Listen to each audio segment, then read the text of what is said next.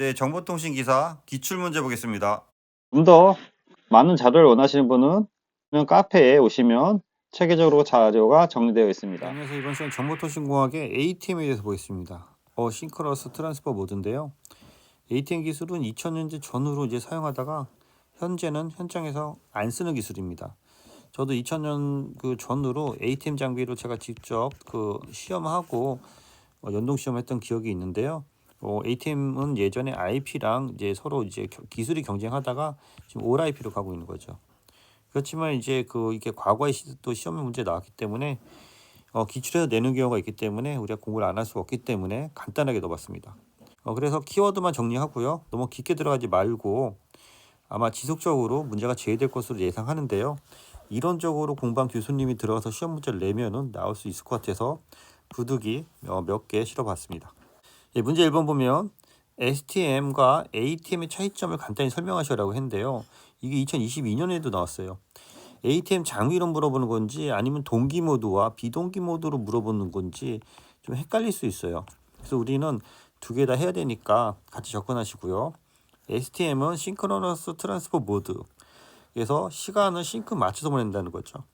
주기적인 프레임 상에 고정된 타임슬롯 위치에 특정 채널의 호의 설정부터 해제까지 할당하는 방식으로 시간을 할당해서 보내는 방식인데요. 우리가 전송에서 쉽게 얘기하는 SDH라든지 소넷도 어떻게 보면은 STM에서 발전된 거라고 보시면 될 것 같습니다. ATM은 이제 어싱크로너스죠. 어싱크로너스 트랜스퍼 모드도 전송해야 될 데이터를 여기서는 ATM 기반으로 해서 고정 길이의 53바이트의 패켓 또는 셀이라고 하죠. 셀 기준으로 나누어서 주기적으로 배열해서 모든 호드를 셀 단위로 처리하는 기술이 되겠습니다.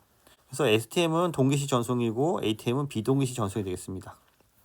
그 차이점 설명은 되고요. 밑에 표에 있는 것처럼 ATM과 STM을 정리했는데 동적, 정적 이쪽은 이제 셀 기반이 되는 거죠. 그 다음에 여기는 STM은 시간 분할이 되는 거고요. 그 다음에 다중화는 ATM은 통계적 다중화로 적어주시면 될 것 같아요. 그 다음에 여기는 둘 다 시간 다중화가 되는 거고요. 동기가 맞추려고 하다 보니까 입력과 출력이 같은 거고 이쪽은 입력이 더 많을 수 있는 거죠. 그래서 전송 단위가 셀이 되는 거고 이쪽은 이제 프레임 단위가 되겠습니다. 이 아래 설명 참조하셔서 여기는 STM의 다중화에 대해서 각 채널에 대해서 먹싱을 하는데 시간 동기로 해서 시간을 딱딱 맞춰서 보내는 방법이 되는 거고요. ATM은 앞에 셀은 오버헤드가 있고요. 그래서 우리가 CBR, UBR, VBR의 그 트래픽을 나눠서 얘를 이제 QS라고 하는데요. QS를 이렇게 분할해서 보내는 그 장비의 기술이 되겠습니다. 예, 다음 문제 보면 ATM과 STM을 비교한 표이다. 빈칸에 들어갈 용어를 쓰시오에서 BISDN 옛날 기준으로 해서 NISDN이 되는 건데요. 요거는 뭐 참조만 하세요. 이거 NISDN이라고 할 수는 없지만 옛날 기술 기반입니다. 비동기식, 동기식이고 전송 단위가 이쪽은 이제 셀이 되는 거고 이쪽은 이제 프레임이 되는 거죠. 전송 지원은 ATM은 가변적으로 지원이 가능하다 하고 STM은 일정한 전송 지원이 있을 수 있다 해서 주로 125 마이크로세컨드에 움직이는 거죠. 통계적 다중화가 ATM은 통계적 다중화를 지원하는 거고요. 이쪽은 통계적 다중화가 아닌 그 앞서 말씀드린 것 같이 그 TDM 베이스로 움직이기 때문에 이쪽은 이제 불가능하다라는 쪽을 정리했습니다. 그래서 전송 시스템의 장비는 PDH 장비라든지 SDH로 이제 발전한 게 여기가 좀 바뀌었네요. 요 ATM 전송 장비가 되는 거고 이게 이렇게 와야겠네요. PDH나 SDH로 발전했다 해서 이 두 개는 제가 바꿔서 다시 정리하겠습니다. 문제 3번 ATM에서 AAL, ATM 어댑테이션 레이어와 레이어는 아래와 같이 크게 네 가지로 구분된다. 각각에 들어갈 용어를 쓰시오라고 했는데요. 일단 ATM에 보면은 ATM 클래스가 구분이 되고 각각에 대해서 AAL 1, 2, 3, 4, 5번으로 이렇게 구성이 됩니다. 그래서 요 그 타입을 아셔야 되는데요. 클래스 A가 AAL 1이고요. 클래스 B가 AAL 2가 되는 거고 클래스 C가 AAL 3, 4 또는 5가 되는 거고 클래스 D로 이렇게 구분합니다. AAL 1부터 보면은 고정 속도의 비디오나 음성 같은 데이터의 전송을 지원하는 거를 이쪽을 우리가 AAL 1이 되는 거고요. 가변 속도의 데이터 패킷을 지원하는 거를 AAL 2가 되는 거고 가상회선 또는 데이터그램 전송 같은 패킷 교환 방식을 지원하는 걸 ALS3가 되는 거고, 그 다음에 고속의 데이터 전송에 적합하면 오버헤드를 줄이고 순서 제어, 오류 제어가 필요 없는 걸 AAL5가 되는 건데요. 쉽게 얘기하면은 이런 것들을 우리가 앞서 말씀드린 것 같이 그 ATM에서는 CBR과 그 VBR, Variable Bit Rate에서 저기 리얼타임 VBR이 있고요, non 리얼타임 VBR이 있었어요. 이런 식으로 해서 이거를 ATM 어댑테이션 레이어에서 그 분할해서 쓰는 거고요. UBR이라서 이렇게 콘스턴트 레이트, 베리어블 레이트 나눠서 사용한 게 ATM 기술이고, 그러다 보니까 AL 레이어를 어댑테이션 레이어에서 이렇게 나눠서 썼다 등으로 이해하시고 요거는 참조만 해서 좀 풀어줬으면 해요. 그래서 고정된 속도, 어떻게 보면 이게 AAL1인데 이게 이제 CBR로 이제 지원하는 거고요. 가변 속도를 AAL2가 되는 건데 이게 이제 VBR로 지원되는 부분이 되겠습니다. 그 다음에 가상회선의 패킷을 교환하기 위한 방법이 AAL3고, 속의 데이터 전송에 적합하며 오버헤드를 줄이고 순서대로 오류제가 필요 없는 거 AAL5로 이렇게 정리해 주시기 바랍니다. 시험에는 안 나올 것 같지만 요 정도는 하고 가셔야 될 것 같습니다. 4번 그 다음 아래 사항에 답하시오에서 ISDN은 종합정보통신망으로 기존의 공중전화망 인프라에서 고속의 디지털 통신을 하기 위한 통신 규약이다. ISDN에 BRI랑 이제 PRI가 있는데, BRI 경우 2B 플러스 1D로 우리가 이렇게 구성이 되고요. 그래서 2B에서 여기 64kbps의 데이터를 전송하는 부분이 있고, D 채널, 여기 D 채널이 되는 건데 16kbps를 제공합니다. 그래서 두 개의 D 채널과 한 개의 D 채널을 사용하고, D 채널 여기 64kbps는 데이터 전송을 담당하고, 여기 D 채널은 제어 정보나 시그널링을 담당했습니다. 과거 기술입니다. 문제 5번 BISDN ATM 물리계층에서 전송 프레임을 만들고 ATM 셀들을 프레임에 실어 보낼 수 있게 하며 전송 프레임으로부터 ATM 셀들을 추출하는 기능을 하는 부계층, 그걸 우리가 전송 수렴 부계층이라 한다. TC 서브 레이어라고 해서 트랜스미션 컨버전스 서브 레이어라고 합니다. 요거는 암기만 하고 더 들어가시지 마세요. 6번 문제 6번 ATM 기본이죠. ATM 셀 구조를 그리고, 이렇게 ATM 셀 구조를 이렇게 그려야겠죠. 이렇게 그리고 여기 보면 헤더랑 페이로드를 각각 쓰시오라고 하는 건데, 헤더는 5바이트다. 페이로드는 48바이트다. 요게 이제 UNI냐 NNI냐에 따라서 약간 틀려지는데요. 더 깊이 들어가지 마시고 요 정도만 하시기 바랍니다. 7번 ATM에서 사용하는 QS 파라미터 세 가지를 적으시오라고 했는데요. CLR에서 셀 로스 레이트에서 셀 손실률 나타내고요. 최대 전송 지연율에서 우리가 그 맥시멈 셀 트랜스퍼 딜레이에서 CTD라고 하고요. 피크 투 피크 셀 지연이라고 해서 CDV에서 셀 딜레이 베리어시라고 이렇게 합니다.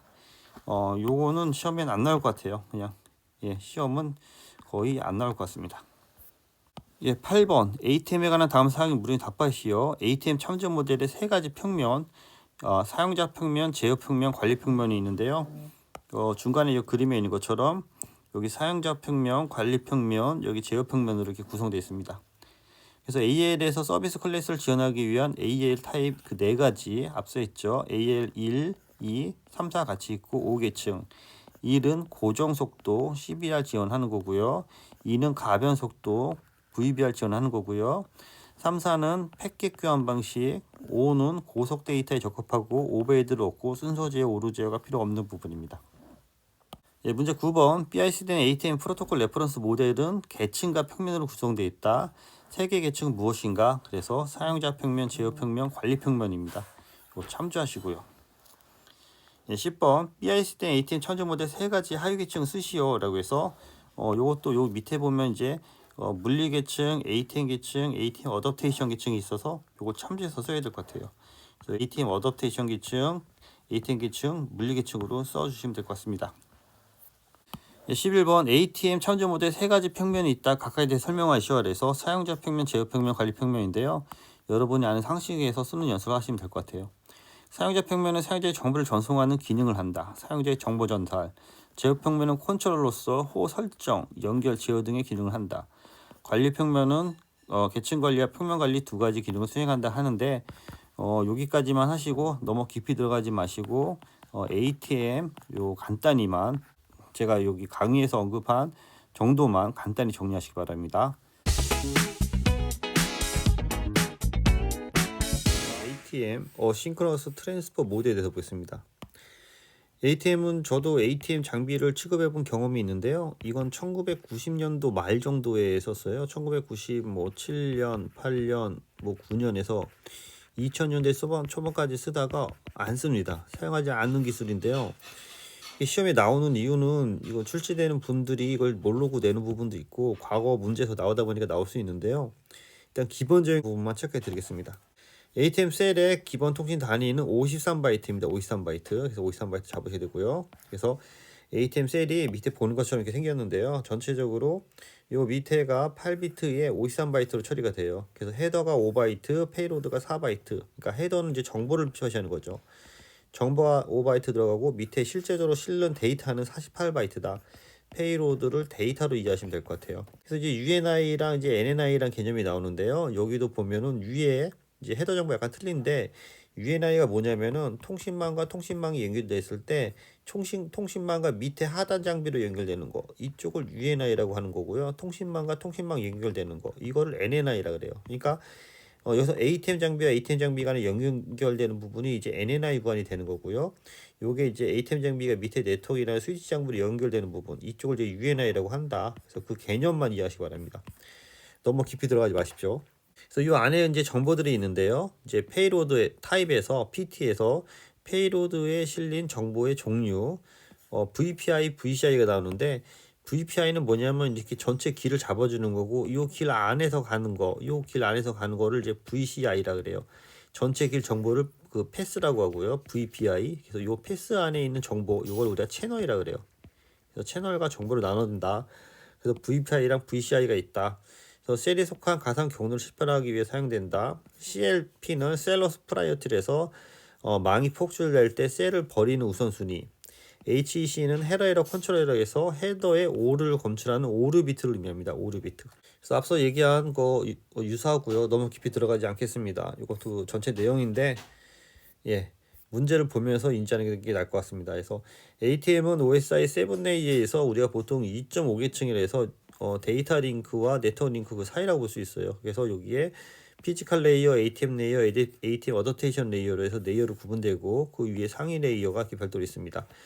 얘를 구성하는 컨트롤 플레인과 사용자 플레인이 별도로 있는 것으로 이해하시기 바랍니다. ATM은 아까 계속 말씀드린 것처럼 너무 깊이 들어가지 마시고 문제 정도, 여기 있는 문제 정도만 이해하시는 방향으로 하겠습니다. 기출 유형 1번 보면 다음 중 ATM에 대한 설명으로 틀린 것은 전송 용량, 정보 발생 형태 등이 서로 상이한 정보를 ATM 셀이라 부르는 고정 길이. 그래서 고정 길이는 53바이트가 되는 거죠. 53바이트의 길을 블럭에 넣는다. 셀 자체의 제어를 위해 5바이트의 헤더의 구조를 갖는다. 그래서 5바이트 헤더 정보 5바이트라고 있죠. 그 다음에 유류보와 페이로드는 48바이트가 되는 거죠. 48바이트와 5바이트가 합쳐서 전체적으로 53바이트가 되는 거죠. 그래서 정답이 3번이 되는 거고요. 정보 전송의 처리 단위를 셀로 구역한다. 그래서 2번 ATM에서 기본 패킷 단위는 53바이트이다.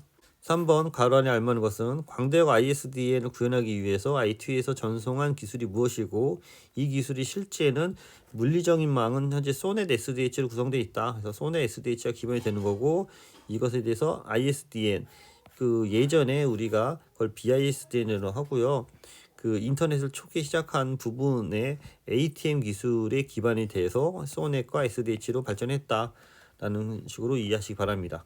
4번 ATM 셀 헤더를 구성하는 필드에 대한 설명으로 틀린 것은 페이로드 타입에서 페이로드의 정보 종류, VPI 셀에 속한 가상 경로, 가상 전체적인 경로, 셀러트 프라이어티 망 폭출 시 폐기할 우선순위, HEC 헤더 에러 컨트롤에서 여기 해밍 코드랑 헷갈리게 한 것 같아요. 이건 해밍 코드랑 상관없이 헤더 에러 컨트롤입니다. 그래서 약어를 정리하시면 되겠습니다. 5번은 좋은 문제인데요. 다시 나올 수는 있을지 모르겠습니다. 그래서 ATM에 여기 보시면은 CBR, VBR, UBR이 나오는데요. CBR은 이렇게 어떤 트래픽을 보장해 주는 거고, VBR은 이렇게 매니어블하게 움직이는 게 이제 VBR이라고 하고, UBR은 이거랑 상관없이 움직이는 부분이 되겠습니다. 그러니까 어떻게 보면 보장을 못하는 게 UBR이 되는 거고요. 그래서 4기가 bps에서 상향, 이건 업링크죠. 그 다음에 다운링크가 3기가 bps다. FTTH 회선이 있다고 가정할 때 하향 회선을 기준으로 해서 괄원에 들어갈 최대 수용 가입자 수를 구하는 건데, 자, CBR은 항상 이걸 보장해 줘야 되니까 100Mbps에서 가입자 10회선이 100%다 사용하니까 100메가의 10회선에 100%다 사용해서 1기가를 이미 CBR에서 먹는 거예요. 그러니까 다운링크가 3기가인데 이 중에서 1기가는 CBR로 줘야 되기 때문에 VBR로 할 수 있는 건 2기가만 해당된다는 거죠. 그래서 VBR의 용량이 50에서 100메가로 이제 베리어블하게 이제 사용되고 가입자 그 회선 수를 구하는 건데, 여기 보면 전체적으로 이제 2기가 남았으니까 2기가 되는 거고요. 최대 수용이잖아요, 최대. 그래서 최대 수용하려면 얘가 다 50메가의 최소로 써야지 최대가 되기 때문에 여기가 50메가 오는 거고, 가입자 수의 70%이기 때문에 가입자 수 곱하기 70%를 놓고, 그래서 얘를 역순해서 풀면은 57회선 정도가 나옵니다. 그래서 이런 식으로 해서 정답을 57회선으로 잡으면 되는데, 문제는 좋은데 ATM이 이제 안 쓰기 때문에 잘 나오지 않을까 싶은데요. 요거는 응용할 수는 있을 것 같아요, 이런 문제는. 그래서 꼭 정리해 주시기 바랍니다. 자, 6번 ATM 프로토콜의 물리계층 ATM 계층 A의 3계층으로 구성되어 있다. 물리계층의 기능이 옳은 것은, 물리계층은 하위계층이잖아요. 그래서 물리학 신호 기반의 ATM 셀을 운반하고 셀의 경계를 표시하는 기능을 한다. 그래서 얘를 정답을 4번으로 잡으셔야 될 것 같습니다. 제가 ATM은 더 정리를 했는데 요 책에는 추가하지는 않았는데요. ATM은 거의 시험에 안 나올 것으로 보고 있으나, 아까 그 기본적인 거 여기 보면 2022년 요 이해라든지 최근에도 일부 나오고 있기 때문에 기본 개념은 갖고 가시기 바랍니다. 예. 네, 이상입니다. 수고했습니다.